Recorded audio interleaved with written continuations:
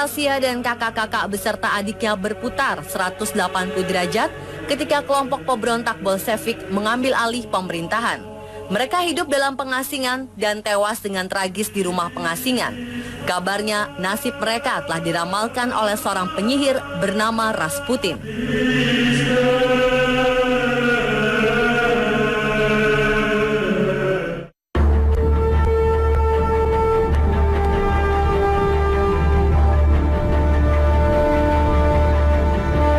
Sebelum Tsar Nicholas turun tahta, ada seorang penyihir yang masuk ke dalam kehidupan keluarga Tsar Rusia ini dan mempengaruhi istana.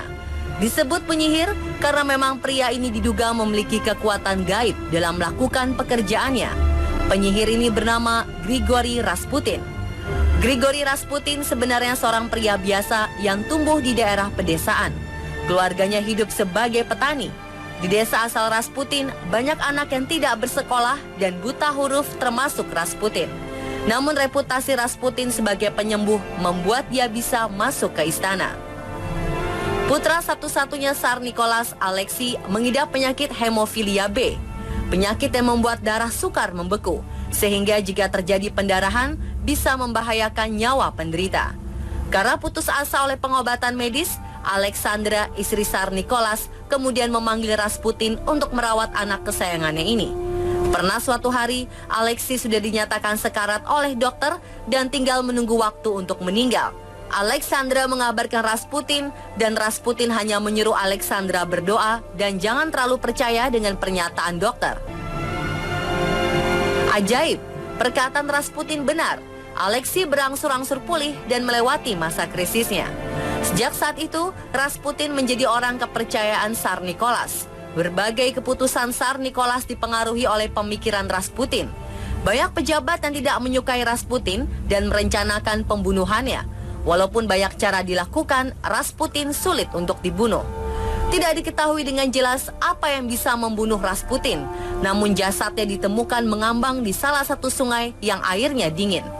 Kabarnya ketika Rasputin menghembuskan nafas terakhir, dia sempat mengeluarkan kutukan bahwa setahun sejak ia meninggal, kejayaan keluarga Romanov akan berakhir.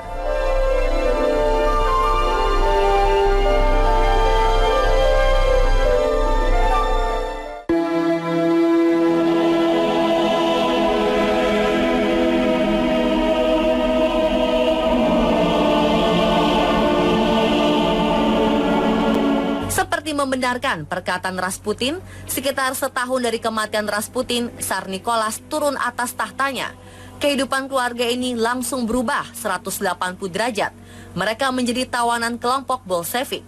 Meskipun kelompok Bolshevik berhasil merebut kekuasaan Rusia, mereka masih belum merasa aman jika keluarga Romanov masih dibiarkan hidup.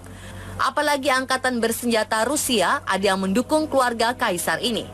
Bolshevik di Yekaterinburg, lokasi pengasingan keluarga Romanov yang terakhir, kemudian mendesak Lenin, pemimpin mereka, untuk segera mengeksekusi kematian Tsar Nicholas dan keluarganya. Tanpa menunggu balasan dari Lenin, komandan penjaga rumah tempat keluarga Romanov ditahan, Yurovsky, menyusun rencana pembunuhan keluarga Romanov. Dia memerintahkan para penjaga agar tidak terkejut dengan bunyi tembakan yang akan terjadi nanti malam.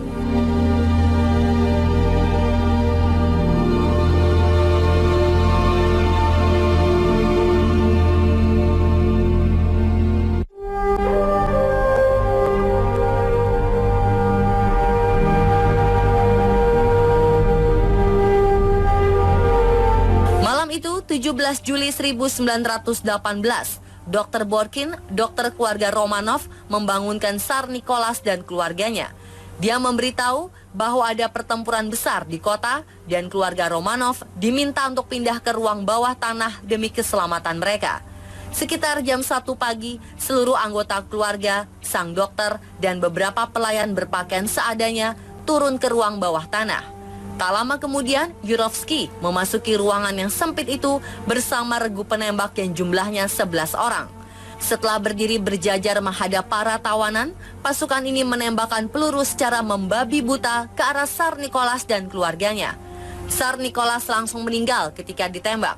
Beberapa anak yang masih merintih kesakitan dan akhirnya ditembak lagi atau ditusuk untuk memastikan mereka tewas. Tubuh-tubuh yang sudah berlumuran darah ini kemudian diseret keluar dan diangkut dengan truk ke sebuah pertambangan lokal yang sudah terbengkalai. Sebelum dimakamkan, jasad keluarga Romanov disiram bensin kemudian dibakar agar tidak ada yang menemukan jasadnya.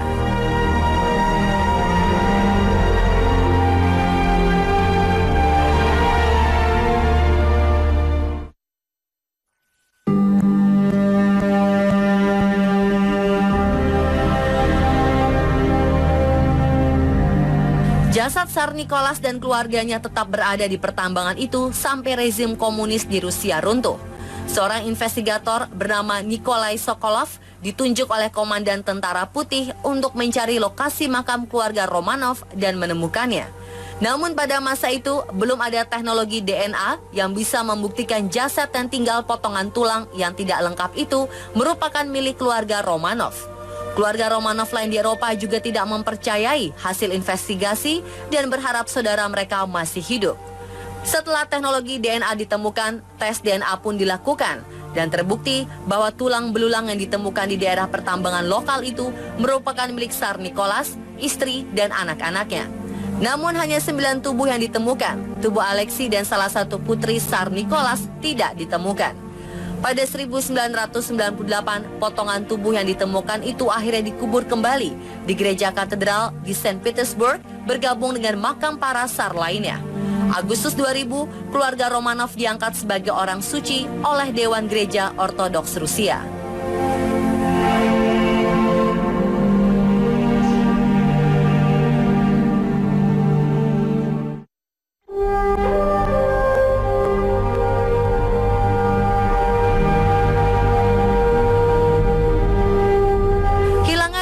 Tsar Nicholas ini menimbulkan banyak perkiraan. Banyak pihak yang berharap kedua anak ini berhasil melarikan diri dan selamat dari pembantaian. Dari harapan ini muncul kisah-kisah urban legend yang sering menjadi pengantar tidur anak-anak di Rusia. Salah satu kisah yang terkenal dan diangkat dalam film animasi adalah kisah Putri Anastasia yang selamat dan berbaur dengan rakyat biasa. Isu tentang jasad keluarga Romanov yang hilang ini juga memunculkan ratusan penipu ulung yang mengaku sebagai putra dan putri Tsar Nicholas yang hilang tersebut. Pada akhir 1940-an, jauh sebelum jasad keluarga Romanov ditemukan, ada seorang perempuan asal Belanda yang mengklaim dirinya merupakan anak perempuan tertua Tsar Nicholas bernama Olga yang berhasil selamat dari pembantaian. Perempuan yang bernama Marga Butz ini berhasil meyakinkan para anggota kerajaan Eropa akan kebenaran kisahnya dan mendapatkan dukungan finansial dari mereka. Butz tinggal di sebuah villa di Italia dan menolak melakukan kontak dengan para wartawan.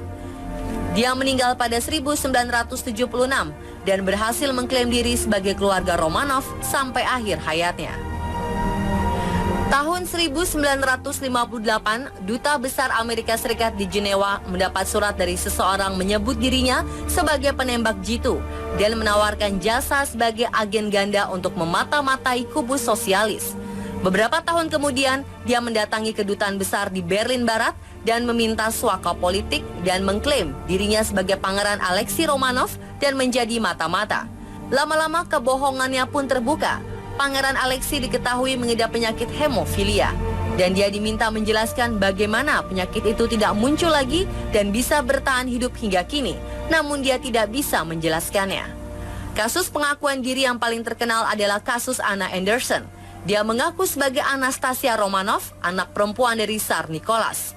Perempuan ini menjatuhkan dirinya dari jembatan di Berlin pada 1920, namun berhasil ditolong dan dimasukkan ke rumah sakit jiwa. Saat diperiksa dokter, banyak bekas luka di tubuhnya. Anna tidak bisa berbicara bahasa Rusia, tetapi mengerti bahasa ini. Beberapa hari dirawat di rumah sakit jiwa, Anna ditunjukkan foto-foto anggota kerajaan Rusia yang terakhir dan langsung mengenali mereka.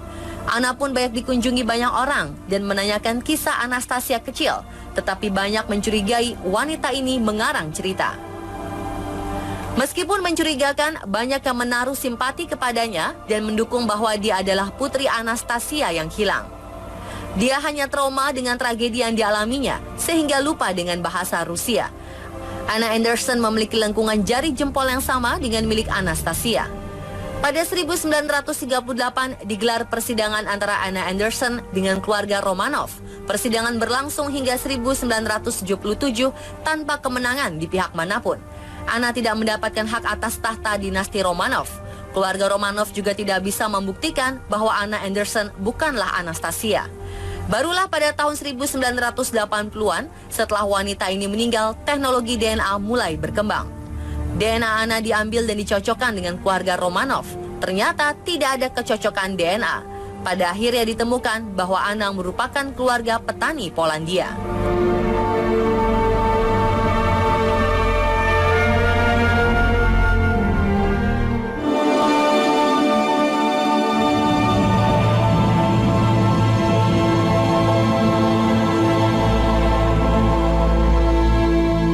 Bertahun-tahun publik menaruh pengharapan bahwa salah satu putri Romanov dan Pangeran Alexei masih hidup. Namun pada 2007, para investigator berhasil menemukan tulang belulang keduanya 60 meter dari makam orang tua beserta ketiga kakak mereka. Penemuan itu kemudian dipastikan ketika tes DNA dinyatakan cocok dengan DNA kedua orang tua mereka. Tim penelitian genetik dari University of Massachusetts Medical School.